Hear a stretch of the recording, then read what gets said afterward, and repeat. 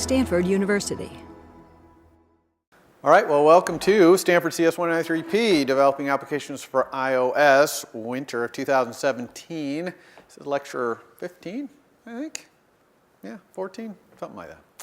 And today is all demo. We're going to do a demo of this dynamic animation stuff.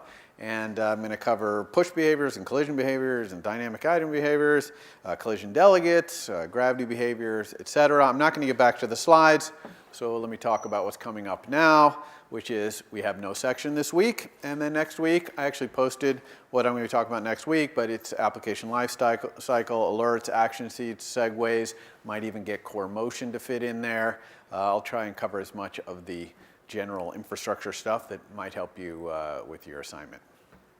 Okay, so let's get right to the demo.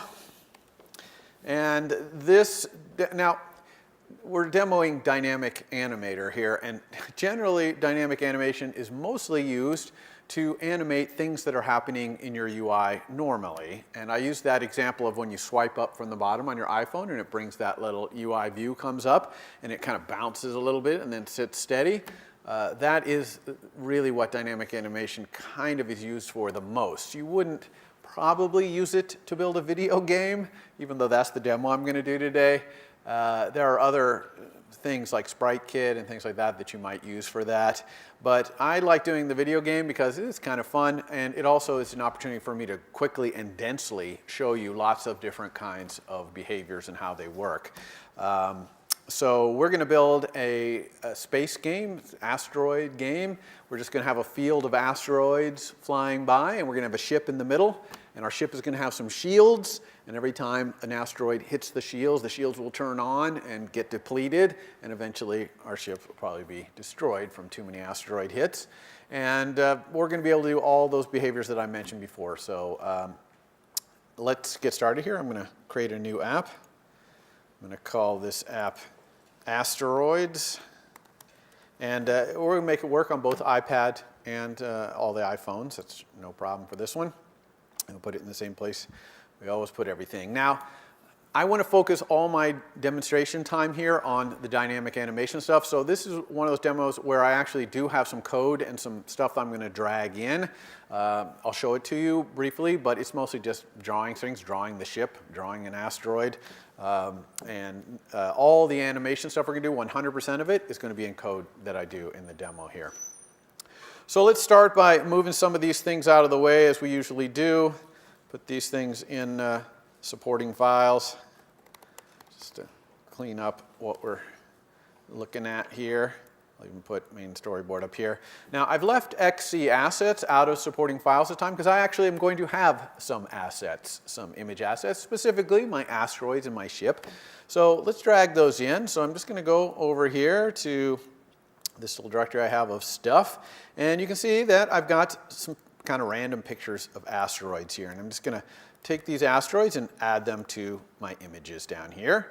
I'm going to do it for explosion also. My ship knows how to explode, so we'll have that. And then here's my ship, cute little ship. Here's where its engines are firing. Okay, so we have those two images right there. Now, when you drag images into your XC assets, you'll see that they have a 1 times, a 2 times, and a 3 times slot. And that's talking about the resolution. Okay, it's really talking about the number of pixels per point, okay, in the size of the image. Normally, you're going to have all 3. I'm only going to use the 1x because my 1x is pretty high resolution. It'll look fine on 2x and 3x. But if you had a real app, you'd want to pick resolutions at these different sizes because it allows a 1x app to be much smaller because obviously a low resolution is much smaller. And it's really cool, actually, when people download things from the App Store, you only get the resolutions that are appropriate for your device. So it's kind of fun. You don't get all that extra junk that you don't need. So anyway, so those are my images. And then I do have a little bit of code here, too. I have these 4 files, which, like I said, we're going to take a look at here. I'm going to drag those in. And we will copy them, yes. All right, so let's look at the code we just dragged in there. First one here is asteroid view. This is the entire thing that you see on the screen right here. Very simple little subclass of UI image view. It just picks a random one of those asteroid images, right? See these asteroid images, 1, 2, up through asteroid 9. This thing just picks one of those and makes an image view out of it, okay? That's all asteroid view is, so that one's really easy. We'll move that into supporting files as well. Here is a little file of extensions that I made to CG float and CG size and CG rect. And CG point.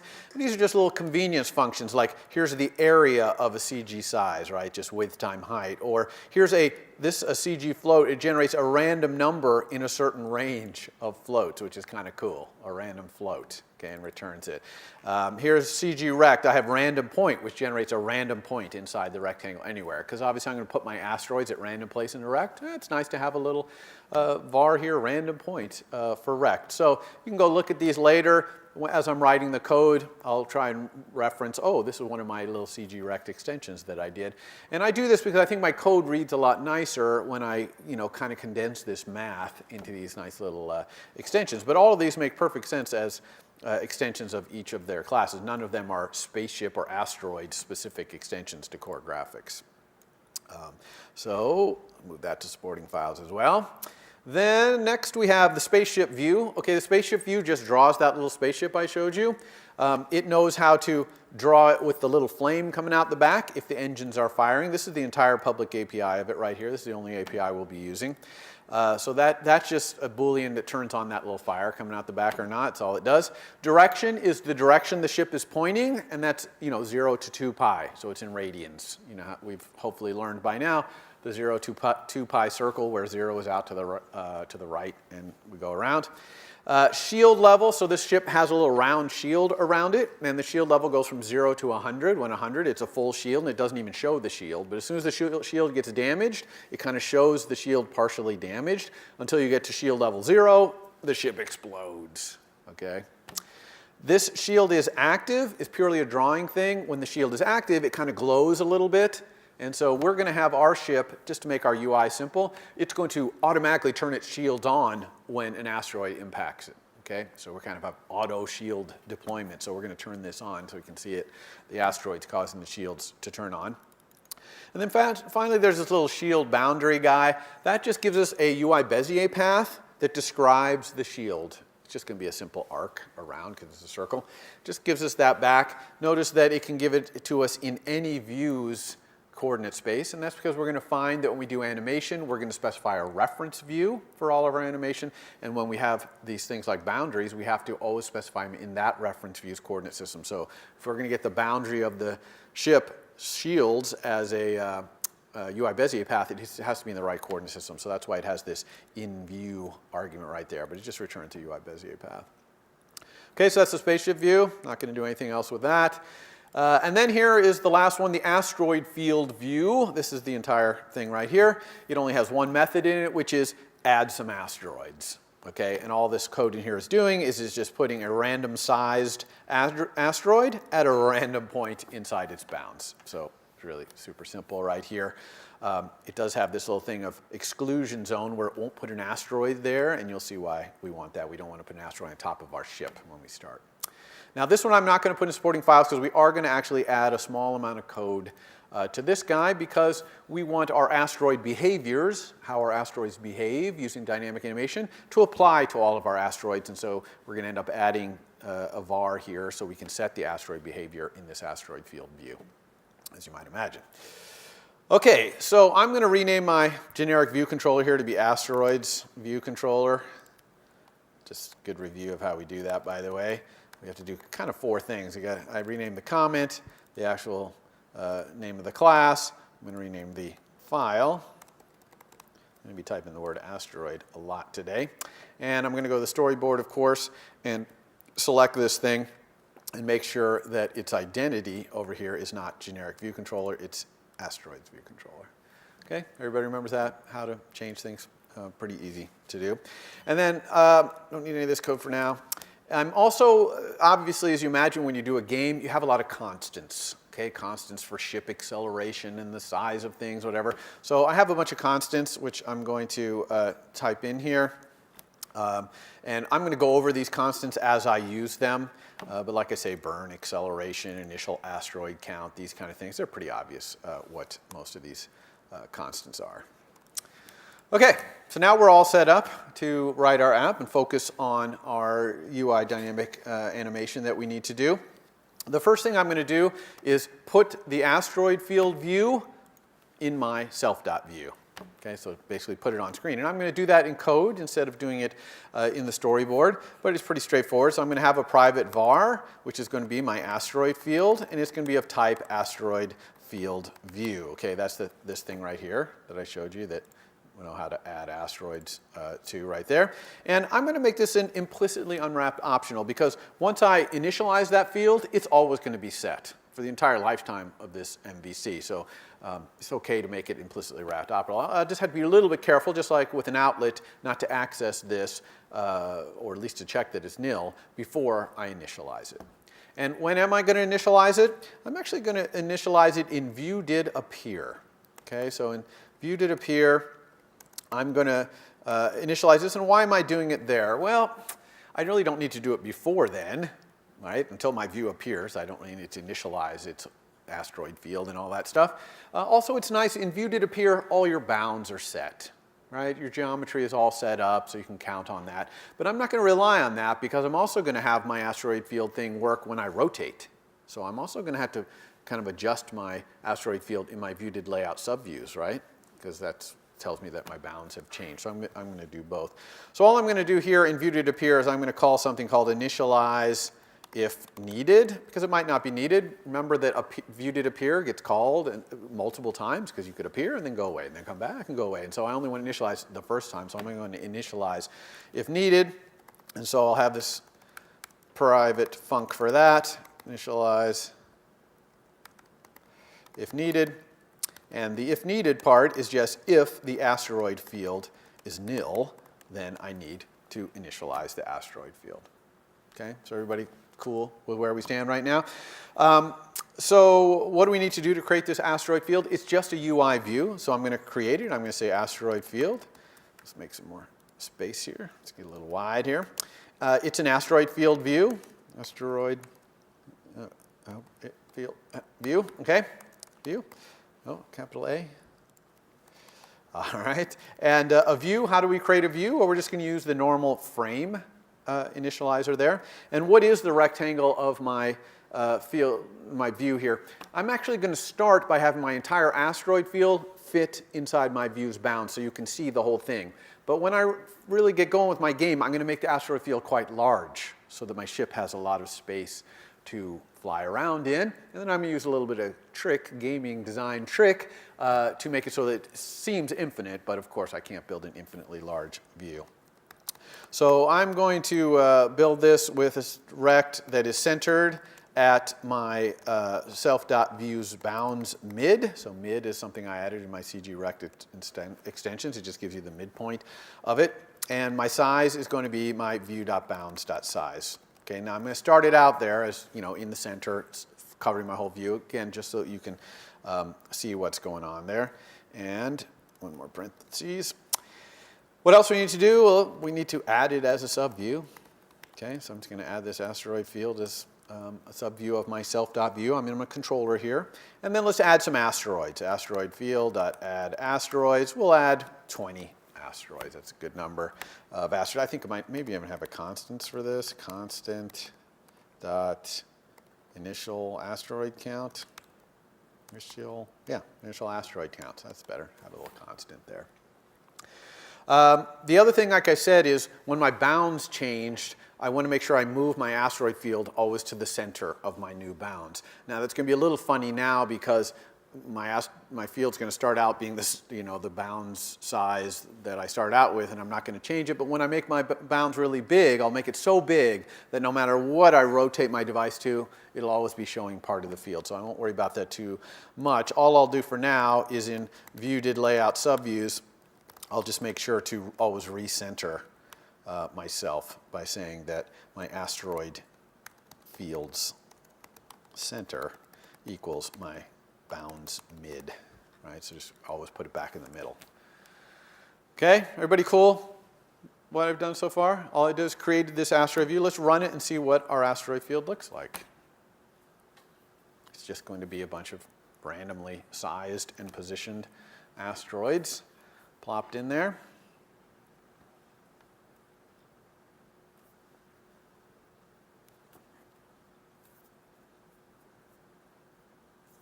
All right, here it is. Okay, here's my iPhone 7 Plus, nice big one. And you can see I've got all these randomly sized and shaped and, different ones, those 9 different asteroids in here. Now it's time to learn about dynamic animation. We're going to make these things move. Now, how do we make these asteroids start floating around in space? And the answer is we're going to push them. We're going to use a push behavior and give it an instantaneous push till these things just fly off. So we'll push them all a random amount in a random direction. So they all just start moving in all different directions. Now, to do that animation, we always need this top level thing, which is an animator. Okay, the animator is the thing that controls all the animation. So if you're doing dynamic animation, you're always going to have a private var, which is, you'll usually call animator, which is going to be a UI dynamic animator. And its initializer takes a reference view. And this reference view is just defining the coordinate system that all the boundaries for collisions and things like that are going to occur in. Now, what I want this reference view to be is my asteroid field. That makes the most sense, right? Everything's in the asteroid field. That's a good view. I can choose really any view that's high up in the hierarchy that I want to animate. Now, here we're having the same exact problem we had in the last demo, where I'm trying to initialize a var. And in part of it, initialization, I'm trying to use a var. And we know we can't do that. We can't use any of our own vars or funcs until we fully initialized ourselves. So we're going to do lazy. And we know when we do this lazy approach, we have to explicitly type. We can't use the static typer here, animator. And also, we know that if we just say asteroid field, it's going to be looking for a static, a class, method called asteroid field. So to tell it we want an instance one, we're going to say self.asteroid. And this is going to work because it's going to be lazy, and so it's not going to actually execute this initialize in here until somebody asks for it, and nobody's allowed to ask for it until we're fully initialized. And thus, we've gotten out of the conundrum there. Okay, everybody cool with that? So now we have an animator. What's the next step in animation? Behaviors. We have to create behaviors. And so our asteroids are going to have a lot of behaviors on them. Okay, they're going to be colliding with things. They're going to get pushed. They're going to have general kind of physics. They're, even when the ship is accelerating through space, they're going to even be experiencing opposite direction acceleration. So we're going to combine all of those into one single behavior. Okay, a subclass behavior, and that subclass behavior is going to be a composite of all those other kind of behaviors. So let's do that right now. Let's go File, New, and create a new class, which is going to be a UI dynamic behavior. You see it says subclass of UI dynamic behavior here. I'm going to call it asteroid behavior, because that's what it is. It's the behavior. It's going to collect all the behavior that has to do with asteroids. Put it where I put everything here. And so here's my dynamic behavior. All I'm going to do to start is have an add asteroid and a remove asteroid method so that I can collect the asteroids that I'm causing to behave somehow. So let's have a private var, which we'll call asteroids, and it's just going to be an array of asteroid views. Okay, and then we'll have a private, or actually a public func called add asteroid, and you're going to give it an asteroid, and it's just going to add this asteroid, okay, append this asteroid onto the our array of asteroids here. And then we're also going to have remove asteroid. And this one has to first make sure that we actually have this asteroid by saying if we can let index equal asteroids.index of this asteroid. Okay, if we can find it in there, then we're just going to say asteroids remove at that index. Okay, so this is it so far for our behavior. It's not actually doing any behavior, but now we can add asteroids and remove asteroids from the behavior, which is a critical part of animation. Remember, there's always 3 steps. You've got the animator, you add the behaviors to the animator, then you add the items, the asteroids in this case, to the behaviors. And so this is we've done all 3 of those steps. Now we haven't actually picked any behaviors to composite to build our thing out of yet, but at least we got the infrastructure to do that. Now we have a behavior here. Let's go back to our view controller and create one of these behaviors, instantiate one, okay, and add it to our animator. So we can instantiate one by just saying private var asteroid behavior equals asteroid behavior. All right, so we just created an asteroid behavior there, but it won't do anything. That behavior, whatever we tell it to teach it to do eventually. It won't do anything to the asteroids until we add it to an animator. Now, when's a good time to add a behavior to an animator? Well, you really only want animation to go on when you're on screen. Okay, if you're not on screen, animating things probably 99% of the time does not make any sense. So kind of a cool place to do it is in view did appear. So when my view appears, I'm going to tell my animator to add behavior, my asteroid behavior. Okay? Now, when do I want to remove it? Well, I want to remove it when I disappear. So in view will disappear, no, that's not even close. View will disappear. Super.view will disappear. Animated. Here I'm just going to say to my animator, remove this behavior. And as soon as I move a behavior from an animator, it will stop animating that behavior. Okay? In other words, that behavior will no longer apply to the animation that's going on. And I can put it back and it'll start animating again. One thing that's interesting to note though, all the items that are being animated, if you take an animator out of an animator, they'll lose all their linear velocity. They'll stop moving. So if you add it back, they'll all be stuck. You'll have to re-push them or re-establish their linear velocities or something like that. Okay, that's the only bad part about stopping. You can't really, this is not really pausing the animation, it's stopping. All forces stop on things being animated. And then when you add it back, they all start reapplying again. But if the ship were accelerating when you removed it and you come back and the ship keeps accelerating, those things will still be accelerating, still be affected. So now we've added the asteroid behavior to the animator. What's the next step? We got to add the asteroids to the behavior. Okay, if we don't add the asteroids behavior, nothing's going to happen. And I'm actually going to have my asteroid field view do that because it's the thing that creates the asteroids. And so it kind of works for the architecture of my app if I only have it deal with the asteroids and I don't have to actually deal with any of the asteroids at all in my view controller. That's kind of cool. So I'm going to go back over to my asteroid field view right here. And I'm going to add a public var here, which is the asteroid behavior that I want to apply to all of my asteroids. So we'll have it be an asteroid behavior, of course. And we'll have it be optional because maybe my asteroids are just sitting there, not behaving. No one's put their behavior, so they don't do anything. They just sit there. That's probably fine. When someone sets this, okay, someone sets my behavior, I want to remove all my asteroids from any previous behavior I had and add them to the new behavior. Okay, I don't want, when I set this asteroid behavior, I don't want any old behavior to still be behaving. So I'm actually going to go through all of my asteroids here for asteroid in asteroids. Whoops, in asteroids. And for each one, if I had an old value that was not nil, old behavior, then I'm going to remove this asteroid. Oops, remove asteroid.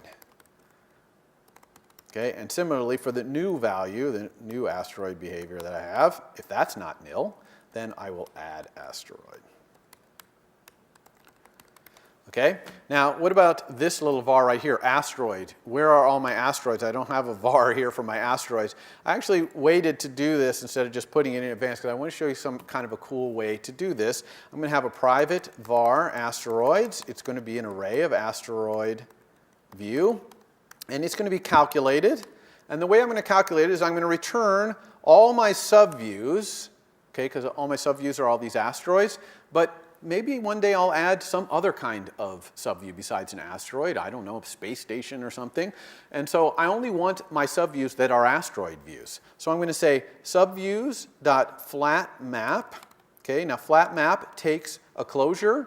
And if that closure returns nil, it doesn't add that to the thing, to the return value here. And if it doesn't return nil, it does. And so in other words, flatMap makes a new array with all the things in the first array, but with this closure executed on them, and it skips ones that are nil. So I'm just going to say $0, which is each subview in the array, as an asteroid view.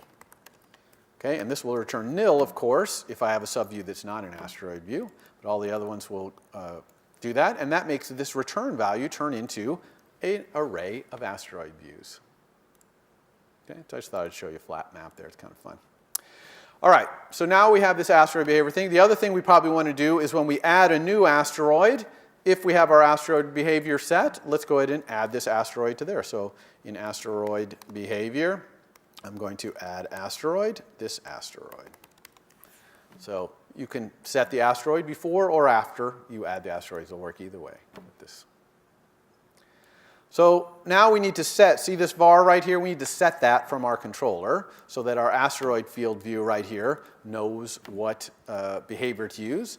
So we're going to say here, we'll put it even a little higher, we'll say asteroid field, set your asteroid behavior to our asteroid behavior. And again, it doesn't matter if I do it before here or I could do it after here. Either way, it's going to work. Okay, got that? All right, now we're all completely set up. We have this behavior, custom behavior, which doesn't do anything yet. All the asteroids have been added to it. Okay, it's been added to an animator. All we need to do now is implement our behavior. And however we implement the behavior, it's going to start applying to all of our asteroids.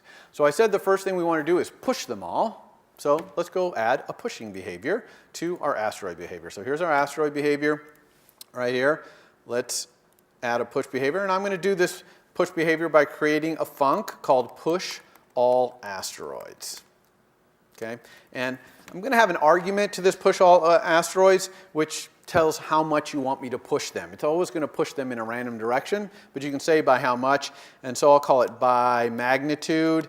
And I'll even let you specify a range of magnitudes to push, because you don't want to push all of them the exact same amount. So we'll create a this is going to be a range of, a range of CG float. And we'll have a default. How about the default be 0.05? So between 0, which means don't push them at all, to 0.5, which means push them a fair amount, but not really hard. A 1.0 push is a pretty good push. And these are the kind, I probably should have a constant for this, but these are the kind of things you'll play with these numbers till you kind of get the feel for the animation that you want, how fast you want them to slide in, or how hard you want something to be pushed, or whatever. Okay, so how am I going to push these asteroids? I'm going to do it with a push behavior. So I'm going to go through each of my asteroids. Okay, and for every one, I'm going to create a pusher, which is going to be a UI push behavior.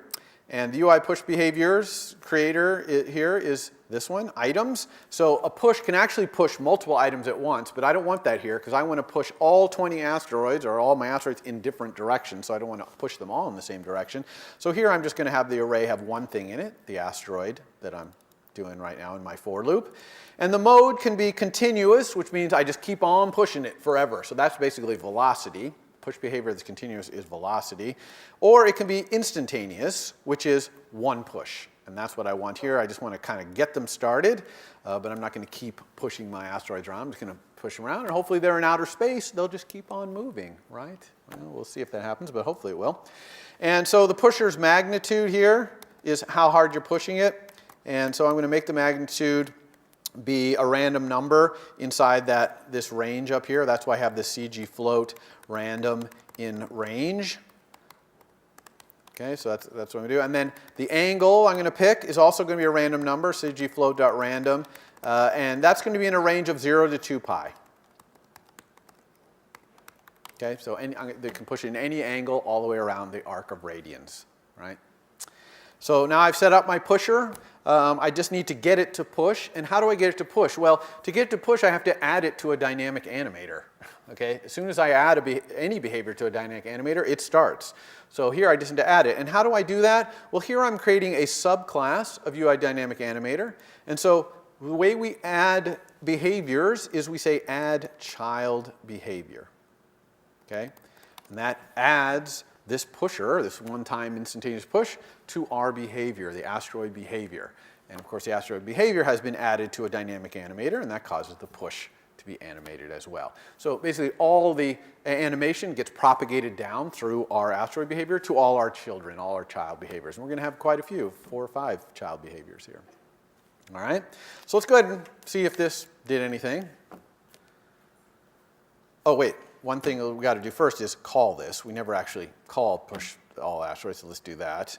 Let's push them, again, when we first appear, we'll give them a push. So we'll say put behavior, asteroid behavior, push all asteroids. And we'll use the default magnitude. It's fine. we don't really care that much, as you'll see soon.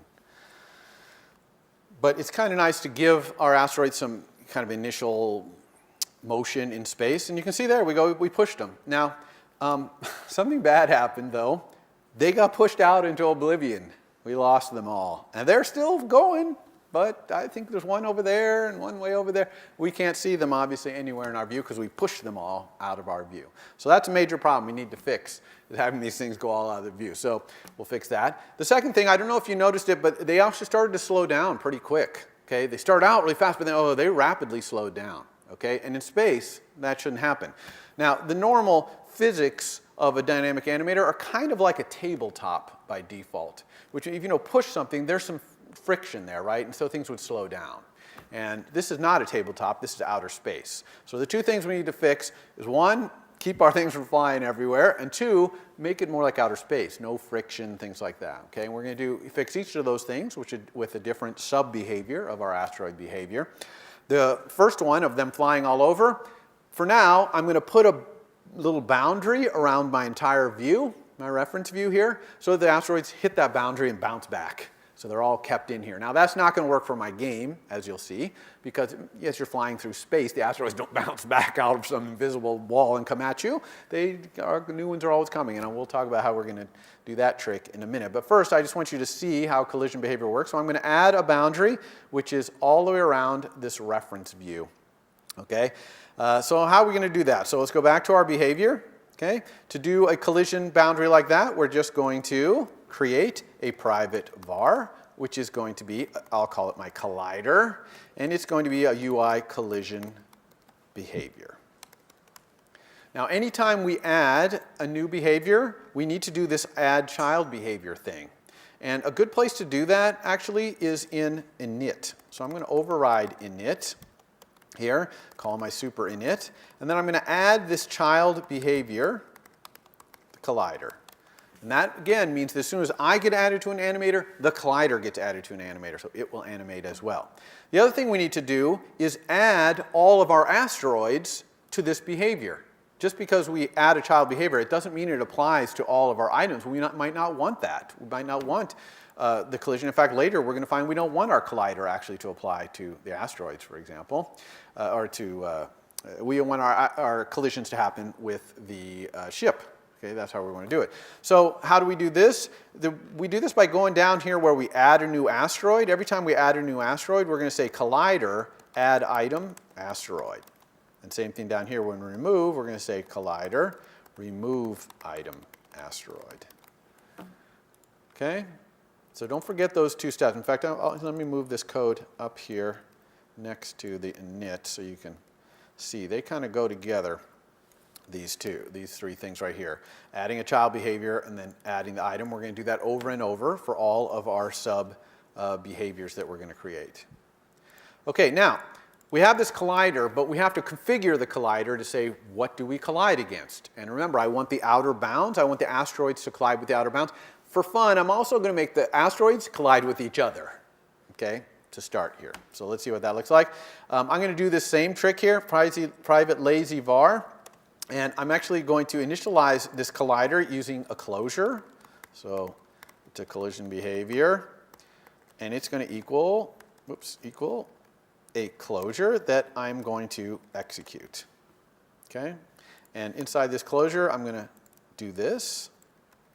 So I'm going to let behavior equal that. And I'm going to return that behavior. Okay, so this is a way you can initialize a var and do some initialization stuff here, right in line. Okay, so what do I want my collision behavior to do? So I want it to have a certain mode of collision. So let's talk about that. Collision mode is a var in behavior. And there's three different ways you can set this. One is collides with everything. So everything means everything collides with everything. Boundaries, items like asteroids, they're all colliding with each other. That's what we're going to do. But the other options would have been boundaries, which means it only collides with boundaries. And we're going to talk about how to add boundaries, Bezier paths as boundaries.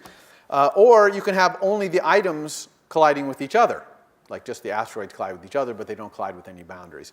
Well, here I'm going to have it collide both with the boundaries and with each other. So the asteroids are going to be bouncing off each other and with the boundary. Now, how about that boundary? I want a boundary that's all the way around my reference view. It turns out there's a var to just do that automatically called translates reference bounds into boundary. If you set that to true, it'll add a boundary, which is a rectangle around your reference view. Now, we're later going to show how we can put boundaries in by specifying Bezier paths, like the ship. The shields of the ship is a Bezier path. But for now, we'll just do this simple one here. Now, I don't have to do anything anywhere else in my code. I can, since I've set up this asteroid behavior, I can just keep adding behaviors to it, and it'll just apply to the asteroids. I don't have to go back to my controller and do anything. Okay, my controller already has created an animator and added this behavior, so there's nothing more to do. So let's go see what this looks like. Now our asteroids that we know won't fly off into oblivion, at least. Okay, there they are. And you can see they're bouncing off each other, and they're hitting the walls, and they're also slowing way, way down. Okay, that's that bad friction thing going on there. All right, so how are we going to fix the friction? We want these things to just kind of keep bouncing around and not stop like this. We want them to feel like they're in outer space. Well, to do friction, we actually need a different kind of behavior, which is called the dynamic item behavior. And a dynamic item behavior, talked about it in the slides, is kind of a meta behavior. It's going to describe the physics of how these things work when other behaviors act on them, like colliders. Okay? So when the collider hits, we're going to be able to describe how bouncy the hit is, for example. And we get to say whether there's friction and whether they slow down and things like that. So let's create one of those, private lazy var. I'm going to call mine physics, because that's what it kind of feels like. You're specifying the physics of your all your asteroid views. And it's a UI dynamic item behavior. Don't get confused here between dynamic item behavior and dynamic behavior. Okay, dynamic behavior is the root of all, it's the superclass of all behaviors. This is a specific kind of behavior, just like a collision behavior is a behavior, so is a dynamic item behavior. Okay, people confuse those two because they're so similar in name. But I'm going to do the same thing here. Let behavior equal a UI dynamic item behavior. And I'm going to return that behavior out of this closure. Everyone understand, right? I'm got a closure here. I'm returning this behavior out of that closure, which I'm executing, and then it's assigning it to this, and it's doing it lazy. All right, so what kind of things can we set in this physics, like this meta behavior? Well, what are things we want here? Let's try the elasticity, how about? So elasticity says how, when two things collide, for example, how much energy does it lose? If you have an elasticity of 1, that means they don't lose any energy, at least no linear energy. If they spin, then they might lose linear energy and gain angular velocity. But elasticity means that they're bouncy, right? Now, an elasticity of 2 would mean they gain energy. So they bounce off, now they're going faster coming out. And a 0.5 would mean they'd be slowing down. So 1, since we are going to allow our asteroids to spin, our asteroids will kind of generally slow down, but over a much longer time than they were before. Because our elasticity before was, I don't know what the default is, but it's very low. Speaking of spinning, let's make it so that our asteroids can spin. And we can just do that here by saying it allows rotation true. So that says when there's a collision, the views can spin, okay, like an asteroid would. Of course, we want that. How about friction? Let's set our friction to 0. Okay, no friction. We do not want these slowing down because they're running across the tabletop. They're in outer space. And there's also a similar one here called resistance, which I'm also going to set to 0. Resistance is how much items resist the forces being applied to them. So if you set a very high resistance, then they're resisted a lot. Now, why do you want resistance? Well, you might have a gravity field or something like that where some things are getting pulled fully by gravity, but other things are not, like they're a balloon or something. I don't know. They float more or whatever. So you'll be able to control their resistance. You can put them in the same behavior, like same gravity behavior or same collision behavior, but you can control how much they resist those things. All right, so we don't want any resistance. We want, when they collide, full impact. So this physics behavior, just like the collider, has to be added as a child. And it has to be, and the items all have to be added to it. So physics, and we need to add item here. Physics, oops, asteroid, sorry, asteroid. This is physics over here, physics. And same thing here, physics. You'll often forget to do these steps right here. You'll add a nice behavior and you're like, oh, you forgot to do this, and it won't apply, of course, because until you add the items, and then, unless it's a child behavior, then that behavior won't affect anything. All right, so let's see what this does. See if this fixes our problem by adding this behavior. Okay, yeah. See, they're not slowing down. Or, I mean, they are actually, but they're slowing down so slowly you can't really tell. And they're all bouncing at each other, and they're spinning, and some of them are going quite fast, actually. Got it? Okay, now, this would not be a good asteroid game because your ship would be getting crushed in this asteroid field. But we're going to put our ship in here anyway. We're going to put our ship right in the middle, just so I can show you how the shields work. And our ship is just going to get battered here. So let's add our ship. So I'm going to go back to our controller here. And in the same place where I initialize my asteroid field and create my asteroid field right there, I'm going to create my ship here as well. How big is my ship going to be? Well, I want my ship to kind of be a good size relative to the size of my view bounds, right? My self.view. So I actually have a constant for that, which I think is 1/5. So I'm going to make my ship be 1/5 of the shorter side of my bounds. Whichever side is shorter, I'll make my ship be 1/5 the size. So let's let ship size equal my view.bounds.size.min edge. That's another one of the things I added in my core graphics thing. So I'll take whatever the min edge is, and I'm going to multiply it by a constant, which is the ship size to min bounds edge ratio. Let's go take a look at that and what I set it to. Here's my constants. I set it to, to 1/5. So it's 1/5. So the ship is 1/5 the size of the minimum edge, which seems like that's pretty good, balance size. My ship might be a little too big on an iPad, so I might want to play with that, but we'll see.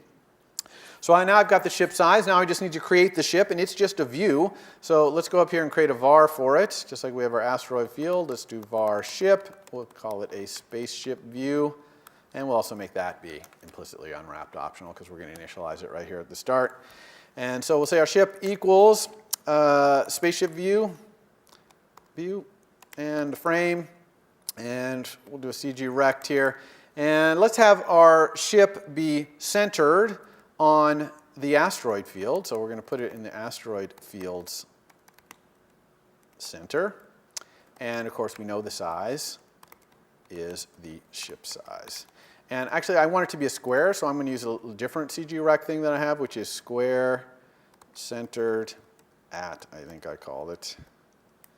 Type that right. Yeah, squared centered up. So a ship is going to be a square centered at the asteroid field center, right in the middle of the asteroid field, and it's going to be that ship size that we calculated right there. So let's add this ship to our subviews. Now notice that I've added the ship to my self.view as a subview. So it's a sibling of my asteroid field. It's not a subview of my asteroid field. My asteroid field really the only subviews it has is all those asteroids. But I decided I'm going to put my ship at the same level there. And what's it complaining about here? Sorry, let's see here. Yes, view add subview. We've got to add it to our self.view. We're in our controller right here, not in a view. Okay, so there's our ship. Let's go take a look at our ship actually right now. There's no collisions going to happen. Our ship is not involved in the asteroid behavior. Right? We haven't added our ship to the asteroid behavior in any way. So there's our ship. It's pointing at 0, which is off to the right. And the asteroids are just flying. They're behind it because the ship was added to the subview later, so it's in front. Right? We know that our subviews are in order from back to front. Okay, so now we want these asteroids to collide with our ship's shield. The ship's shield is just a round circle around our ship, and we want it to collide there. So we're going to have to add a little more to our collision behavior code over here in behavior. Because right now, all we're doing is having everything collide with everything, and the reference bound is our only boundary here. So I'm going to do this by adding another func. This is going to be a public func called setBoundary, and it's going to let you set a UI Bezier path as a boundary. And it's going to be able to have a name so we can refer to it later. You'll see why we need to be able to do that. And then another cool thing, how about if we add a handler so that if there's a collision with that boundary, we call the handler for you. Wouldn't that be cool to use closures in that way? So let's do that. Handler, what's the type of handler going to be? Well, it's just going to be takes a void, returns void. In other words, doesn't have any arguments or whatever. And I'm actually going to make it optional as well. So you don't have to do a handler. You can put a boundary and the collisions will happen with it. But if you don't put a handler, then no one ever finds out about it, right? I got too many parentheses in here, maybe? That one? Yeah. All right, so we got that. So how are we going to implement this set boundary? Well, first we've got to add this boundary to the collider, right? We've got this collider behavior up here. We need to add this new boundary, this Bezier path, as an area that it's going to collide again, and that's easy. Collider.add boundary. Okay, the boundaries, when you add them, need an identifier. Okay, which makes sense because when the collision happens, you got to say which boundary you collided with. So we'll use name for that. But remember, this has to be an NS copying. So we're going to say as NS string here, because NS string and NS number are both NS copyings that you can use right here. And that works because string can always be ased to NS string and back. Okay, it's a special little relationship between those two guys. And okay, we're going to add the path here. Okay. Now, the only thing about this, though, is what if someone sets the boundary again? Then we pretty much want to remove the old one. So I'm also going to say collider.remove boundary, the name as NS string, to get it out of there. Not remove item. Remove boundary with identifier, name as NS string. Sorry about that. Okay, so I'm going to remove the boundary, and I'm only going to add the boundary, actually, if you specify a path. So I'm going to make this path be optional, and then we'll unwrap it there. I'm only going to say if the path does not equal nil, then add the boundary back. That way, if you say set boundary nil, it'll get rid of the boundary with that name. So it's a way of kind of having one method to both add and remove boundaries. Now, what about this handler? Okay, we got to somehow hold on to this handler so that when a collision happens sometime later, we can call this handler. So whoever created this boundary can find out, oh, you had a collision there. So I'm going to create a little private var here called collision handlers, and it's going to be a dictionary. And that dictionary's keys are going to be strings. And what do you think the var, or the value of this is going to be? How about a function? Okay, so I'm just creating a dictionary whose keys are going to be the names here, and whose values are going to be the handlers. Okay, and I know it's taking you guys a lot, some of you a lot, to really get comfortable with this idea that functions are just types. It's no different than a string right there. Okay, and so we can have a dictionary full of them. It's very, very nice and easy to use. So we want to do the same thing here to remove the old one. So I'm going to say my collision handlers of this name equals nil. So I'm removing any old handler for this.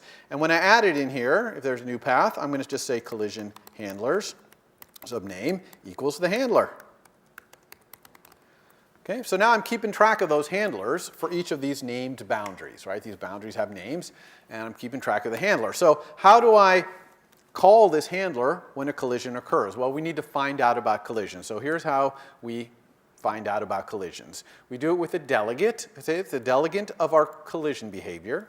So we're going to go up here to our behavior, collision behavior, and say that it's collision delegate. It's not called delegate, it's called collision delegate, equals, and I'm going to have it be self. So this asteroid behavior itself is going to get the notification that a collision occurs. So that means I have to be a UI collision behavior delegate to do that. All the methods in there are optional, so I successfully implemented that delegate. But of course, I want to implement one of the methods. And so let's look at some of them. So I'm just typing collision here so I can see what they are. You can see there's 4 of them. There's begin and end contact. You see, begin and end contact for boundaries or items. So I can find out if items are colliding, or I can find out if items are colliding with a boundary. And of course, I want the boundary collisions. And I pretty much want the began. So when the contact starts, okay, if impact first happens, I want to find out about it then. So I'm going to pick this one, began contact for item with boundary. Let's look at the arguments here more clearly so you can see them.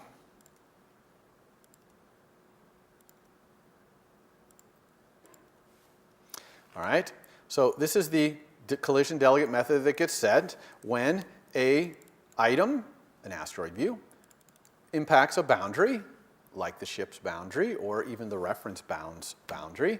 And it even tells you at what point in the reference view the two things touched, okay, which is kind of nice. Now, we could even have had our handler take that CG point as an argument. We could have told the person that, but we kind of have a dumb handler here. It could be better, but we'll leave it with what it is. All right, so what do we want to do here? Here we want to see if, first of all, I want to get the name from that identifier. So if I can let the name equal that boundary identifier, this thing right here, and it's an NS copying, and it's also optional, so I'm going to say as string. So if I can get that identifier as a string, which it needs to be if it's a handler here, there might be other identifiers in there for other boundaries that you create, but it's got to be a string if we're going to do this. And then also I'm going to let the handler equal our collision handlers sub that name. Okay? So if I can do those two things, I can get the handler for that collision. And what am I going to do here? Call the handler. All right, this is a little bit sophisticated implementation here. I'm using closures and all that stuff. Hopefully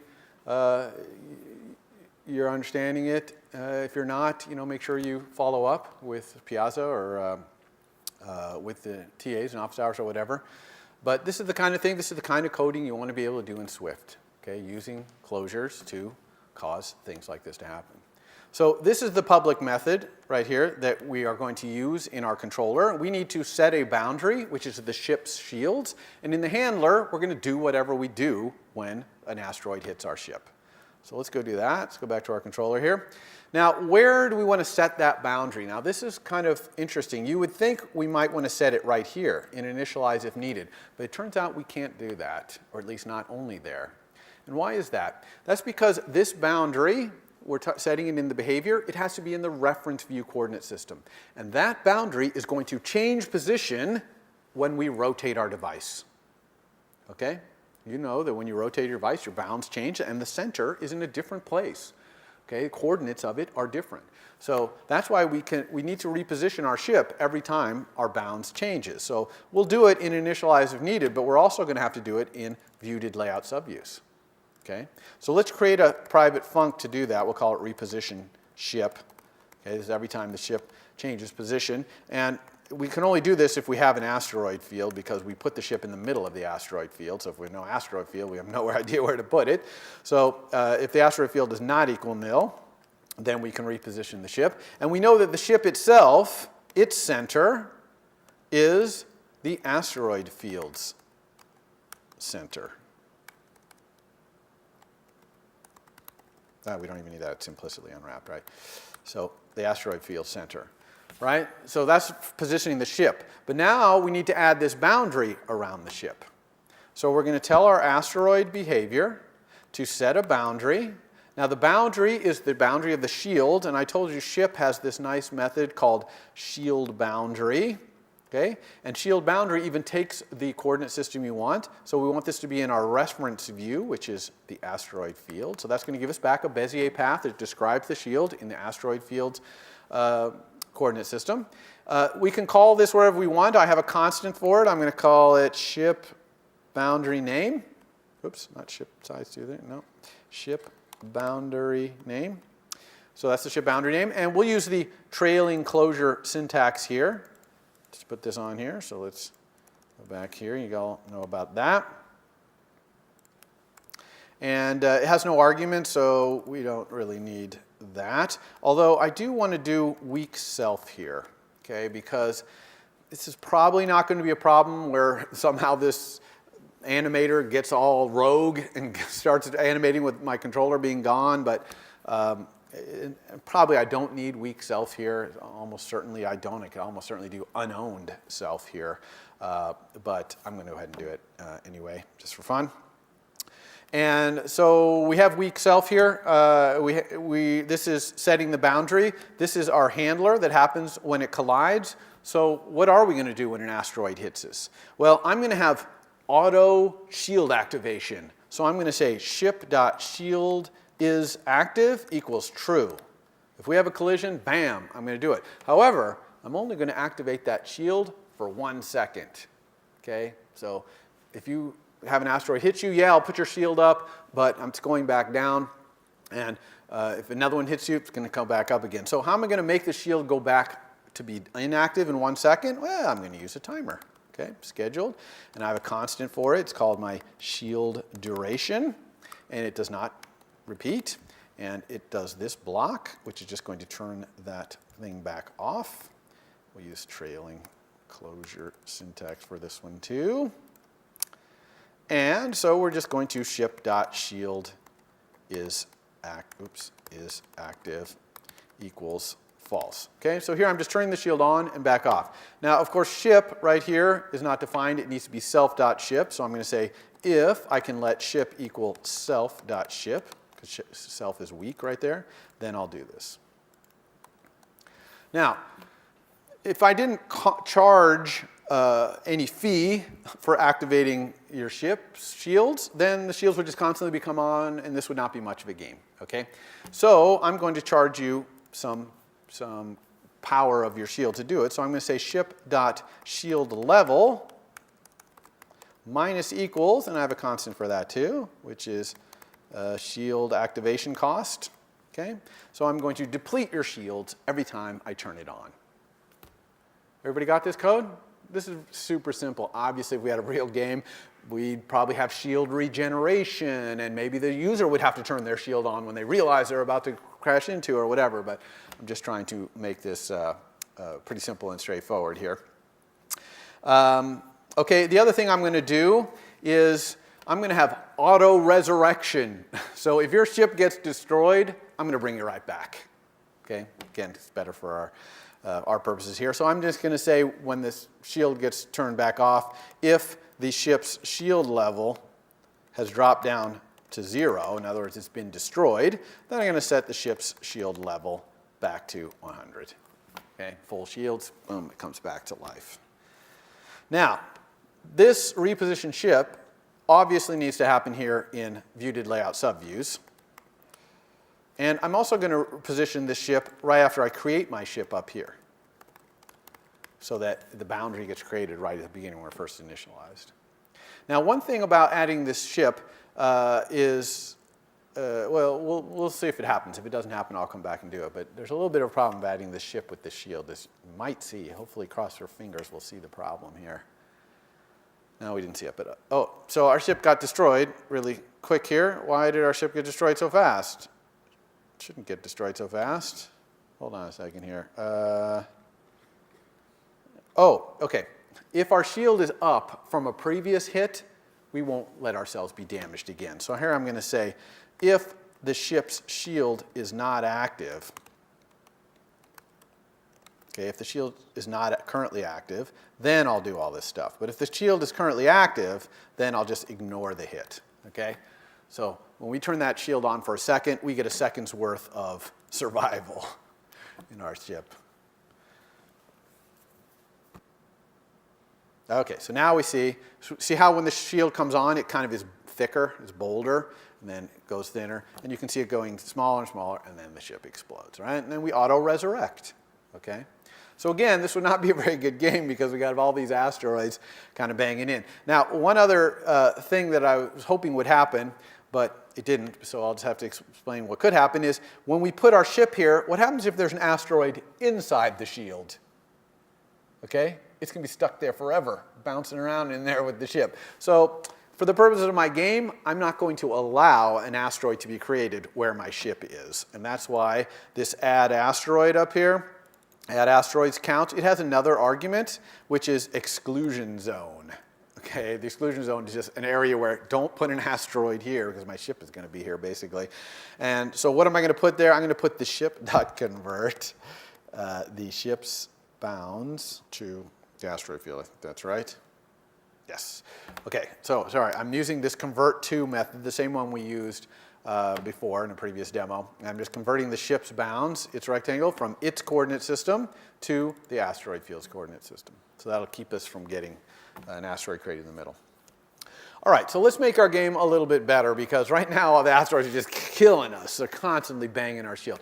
So instead what we're going to do, instead of having the reference bound collider that's keeping all the asteroids in, we're going to let the asteroids fly away, but if they fly outside of our asteroid field, we're going to pick them up and move them around to the other side. Okay? So we're going to create an infinite space by doing wraparound. Okay? I don't think that's how the universe actually works, although we don't know. But that's how our universe is going to work. Okay? Anytime something goes off one side, we're going to wrap it around to the other side. And anytime it goes off the top, we'll wrap it around the bottom, kind of like table view does. And that way we'll only have 20 asteroids in our field, but we'll constantly be reusing them. And the other thing I'm going to do is I'm going to make my asteroid field much bigger. That way the user won't notice that I'm doing this wraparound thing. Okay? So the two things there, well, it's a good, easy, quick simulation of having an infinite asteroid field. So how are we going to make it so these things wrap around? Okay? I don't want to, it's just math to do that, so I don't want to type too much of that in. So I actually have a little pre-typed in thing here to show you that, recapture. So here it is right here. Okay, this is all the code that does that recapturing.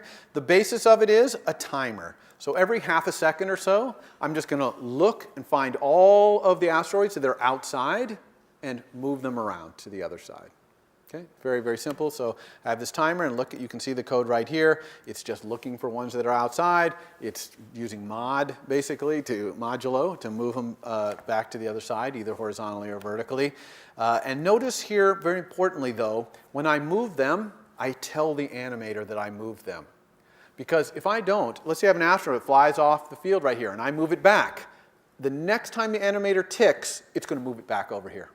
You see, because the animator's got a hold of that asteroid. So if I'm going to move the asteroid over here, I have to let the animator know. So that's why we have this line right here, update item using current state, which tells the animator, here's the new position of this thing, keep animating it from here. Okay? Understand that very important line of code right there? I'm also keeping count of the recaptures, because actually it might be kind of a good score for my asteroid game, because the faster I go, the more recapturing is going to be happening. Of course, the more risk I'm taking of smashing into something too. So that's kind of good risk reward. So maybe I could use recapture count as part of or all of my scoring mechanism or whatever. So I have this start recapturing wayward asteroids, which starts the timer, and then stop, which stops the timer. So when should I stop and start this timer that's doing this wraparound business? Well, obviously, if I add an asteroid, I need to start recapturing, okay? Because once an asteroid enters the field, we got to start capturing, otherwise it'll get loose. And similarly, when I remove an asteroid, if I removed the last asteroid, so if asteroids was empty, then I would want to stop recapturing. But that's not all, okay? There's one other time that we want to stop this timer. That's if the animation stops, okay? If the animator stops animating these asteroids off in the universe, then we stop recapturing them. We don't want our timer running then. So how do we find out that our animator stopped? Well, this is this method that is implemented in this superclass here, our superclass UI dynamic behavior, called willMoveTo, and it tells you when you've moved to a new dynamic animator, including when you've moved out of all dynamic animators by moving to nil dynamic animator. So let's go down here and put that maybe right here. So it's called willMoveTo. You can see it right there. And I'm going to call super because I inherit it. I don't know that my superclass actually does anything, but I don't want to take any chances. So here, what am I going to do in here? Well, if the dynamic animator that I was added to is nil, that means animation stopped. So I'm going to stop recapturing wayward asteroids. However, if I was added to a dynamic animator that's not nil, now I want to start recapturing as long as I have at least one asteroid. So I'm going to say asteroids is not empty. Is empty. Oh, look at that. Not asteroids is empty. If, that's why. If asteroid is not empty, then I'm going to start recapturing. Okay, so do you see how if my behavior is added to an animator and removed from an animator, boom, I'm going to start and stop my timer that does the recapture as well. So you got to think about these things when these timers are going. You don't want the timers running wild, okay? You got to think about when the appropriate time to start and stop them is. Okay, now that we are recapturing, I don't need this collision boundary here that is the reference bound. So I'm going to comment that out. I'm also going to stop having the asteroids collide with each other. I'm only going to have it collide with the ship's shield. So I'm going to change this from everything to boundaries. Okay, so it's only going to collide with boundaries. The asteroids are only going to collide with the ship, basically. And the other thing I'm going to do is make the asteroid field really big. This is going to make the asteroids larger too, which I think will look better as well. And so I'm going to do that just by, see where I create my asteroid field right here? You can see the size is view.bounds.size. I've got a constant for how much bigger to make it, so I'm going to multiply this by constants dot asteroid field magnitude. Okay, and asteroid field magnitude, let's look and see what I set it to. 10. So 10 times larger than our view. That's how big our asteroid field is going to be. Now, why don't I make it 100 or 1,000? Okay, well, it's not free to make views that large. Views have backing stores for drawing things efficiently. You wouldn't want it to be infinitely large like that. You want to pick a reasonable size for efficiency. 10 times is fine. Okay, 100 times? 1,000 times? No. You wouldn't want to go 1,000 times. Okay, so now let's see if that worked. Okay, so now here we are in outer space. It's really big. Here come some asteroids. They're just they got pushed, and so they're just wandering around. This is much more manageable as a game, more likely that we could maneuver through these things. But to maneuver, of course, our ship needs some engines. Okay, it needs to be able to move. Now, we're going to have our ship move just like a real spaceship. How does a real spaceship move? Okay, it fires its engines, and what happens to it when it fires its engines? It accelerates. And it keeps accelerating as long as its engines are firing. As soon as its engines turn off, what happens to it then?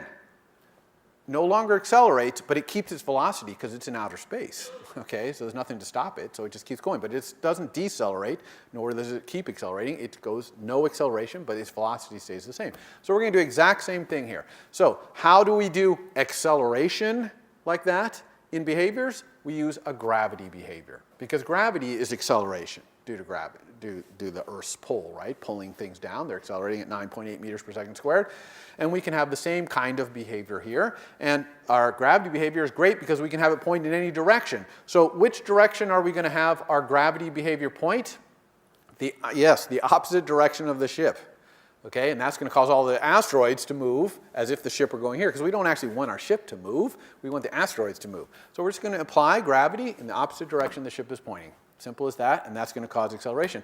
And we're going to start accelerating, and those asteroids are going to start moving. If we stop accelerating, they're going to keep on moving because there's no friction in outer space.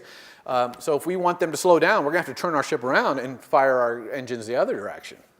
Okay, so that's how this is going to work. Okay, so let's see if we can do that, add a gravity behavior to our behavior. So we're going to go back to behavior. Here it is. We got our collider. We got physics. We're going to add another one. This is going to be a lazy var. I'm going to call this acceleration. It's not really gravity. Okay, it's acceleration. Do our engines here. And it's going to be a UI gravity behavior. And we'll also initialize it with a closure. And inside here, we will say let behavior equal a UI gravity. I keep typing graphics there. Let's try. Surprising. Return behavior. Okay, and what do we need to do to initialize this gravity behavior to act like acceleration? Well, when you create a gravity behavior, by default, the gravity is 1.0. That's 1,000 points per second squared in the down direction. Okay, and so we don't want that. We want gravity to start out 0. Because we're in outer space, we're just floating. We're not accelerating, our engines are not going. So we're going to have our behavior.magnitude be 0. Now I could make this private and add API like I did for my collider where I had set boundary, but I'm going to go ahead and leave this public. And what that essentially does, when you leave something public, like an outlet in your controller or something like that, it exports this entire API of UI gravity behavior into the API of yours because you're making this public. So now people can do anything they want to that acceleration var right there. Now the gravity behavior only has a couple of methods or a couple of vars, magnitude and angle basically, also has vector, which is basically the angle. So it's not so bad. We're not exporting that much API. But we also want to be careful when we make a var public that we intend to let people do this, okay, which we do. We're going to allow people to do that. So when we add a new behavior, what do we need to do? Right here. Okay, don't forget these. So let's go here again. Child behavior for the acceleration. And also down here, we've got to add all of our asteroids so they're affected by the acceleration. And we've got to remove items when they get removed. Okay, don't forget that's part of it. It won't work. Okay, so that's it. Now we've got gravity. Let's go back to our controller and get our engines to fire. Now, how are we going to fire our engines? We clearly need a gesture to fire our engines. So I'm going to use a gesture called a long press. Okay, long press is a press that you hold down, and as long as you hold it down, it keeps firing. So it's a continuous gesture, like a pan gesture or something like that. But you press and hold. Okay. Very, very similar to a pan gesture, actually. But the long press can be configured for other things like how long to wait until you recognize it, which I'm actually going to set to 0, so it instantly recognizes my finger going down. You can also have long press do things like if you move it, it stops working. Of course, we want our long press to keep following it around, just like a pan gesture. But you can make it so long press, if you move it too far, now it stops firing. So that's the difference. I just wanted to show it to you so you can see a pan gesture, what it looks like. So let's go back to our storyboard here and add that pan gesture. I'm going to add it in the storyboard rather than in code. So here's my controller right here. I'm going to go down and find it by searching for gesture.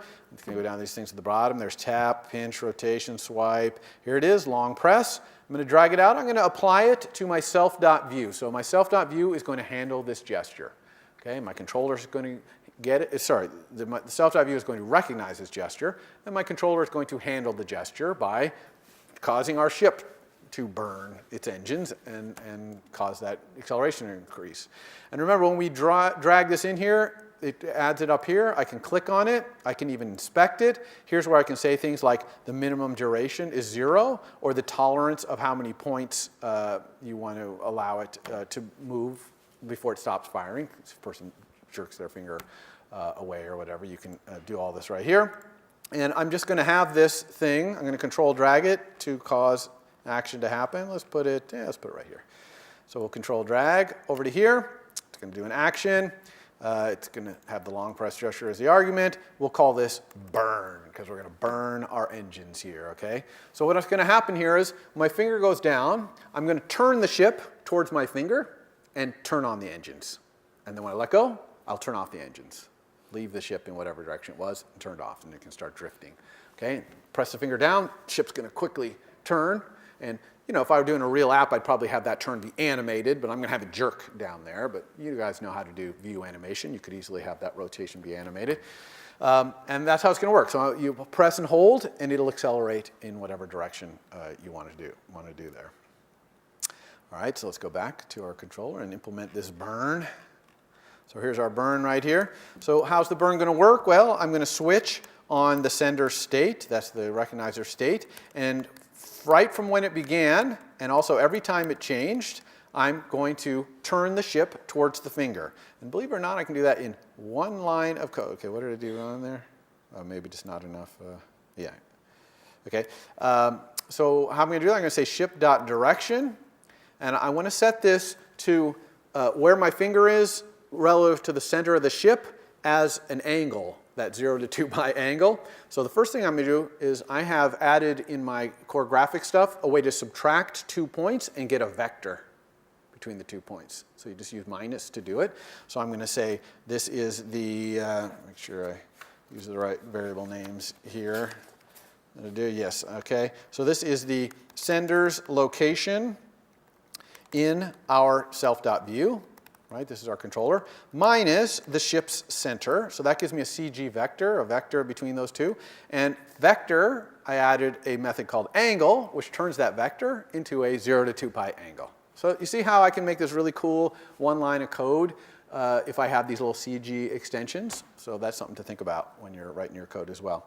And then, of course, I want to burn, too. I want to turn on my engines when this finger is turned down. So I'm going to need a private func burn that does that. I'm also going to need a private func end burn, because when I lift my finger up, it needs to stop, which is in the case that it ended, end burn. Okay, otherwise, we'll just ignore. Okay, so that's it. That's my entire burn. Super simple. So what happens when we burn? Well, we need to set that acceleration, gravity behavior, to be the opposite direction of my ship. Also, I want to tell my ship that its engines are firing.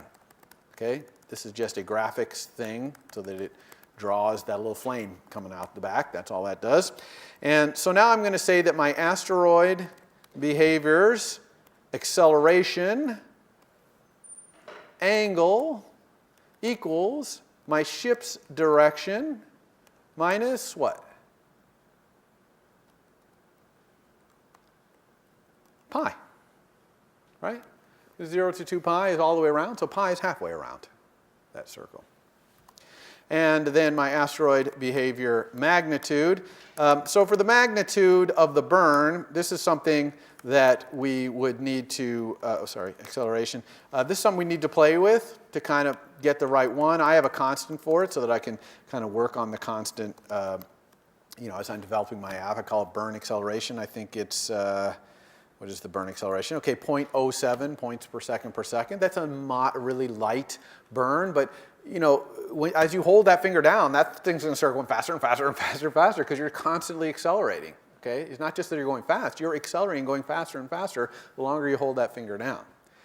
Now, the end burn is just tell the ship that the engines are no longer firing, and we'll make the asteroid behavior's acceleration magnitude back to 0. So we've stopped accelerating. And we'll leave the ship pointing whichever way it's pointing. Everyone cool with this little bit of code right here? So that's all we need to do to get this ship a-moving.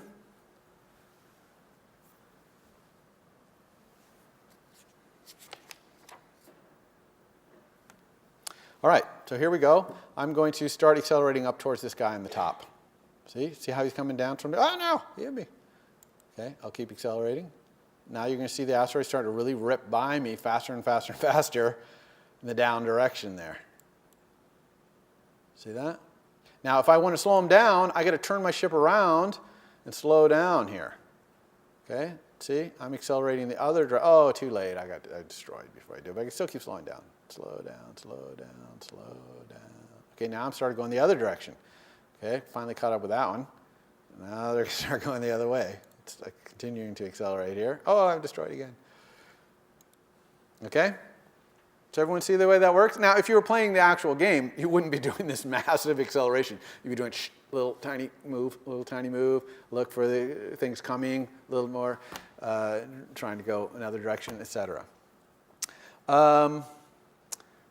Time for one more thing. I think I'll do one real quick one, which is, if you notice, if I hold down this thing and start accelerating, some of the asteroids start going super fast. I mean, it's just like, it's so fast you can barely see them. They just blink going across. This is another problem we got to fix, is not letting our asteroids be stopped and caught in the middle.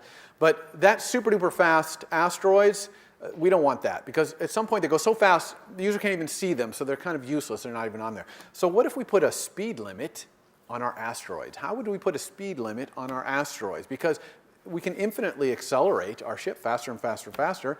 So how could we put a speed limit? Well, the way we're going to do a speed limit is we're going to cap the linear velocity of the items. And if you remember from the slides, this dynamic item behavior right here, it knows what the linear velocity is of all its items, and you can set the linear velocity of its items.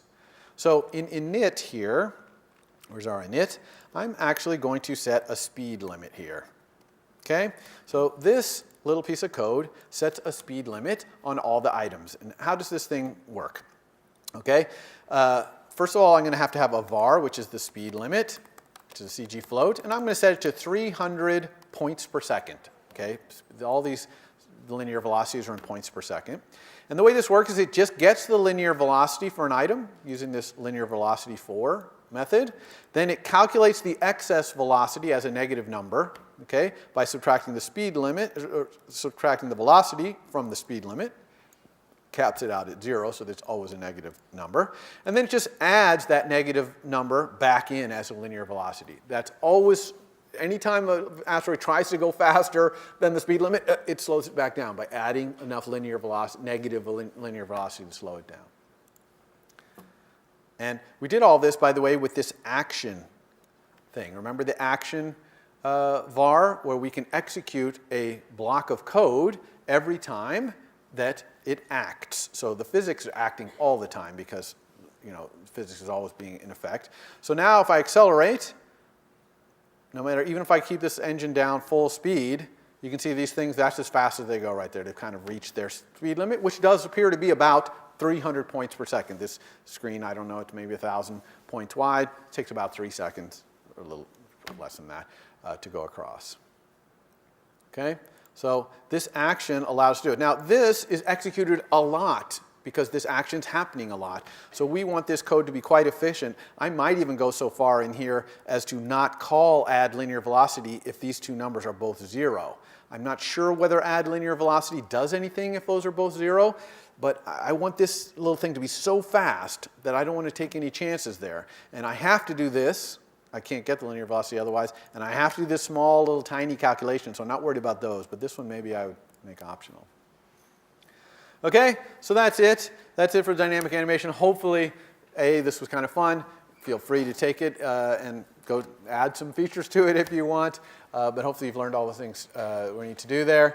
And make sure, hopefully all of you submit your proposals and all that, and make sure you're getting started on that final project. Don't wait till the last minute. Use that crossword puzzle mentality where you let things ruminate. Okay? See you next time. For more, please visit us at stanford.edu.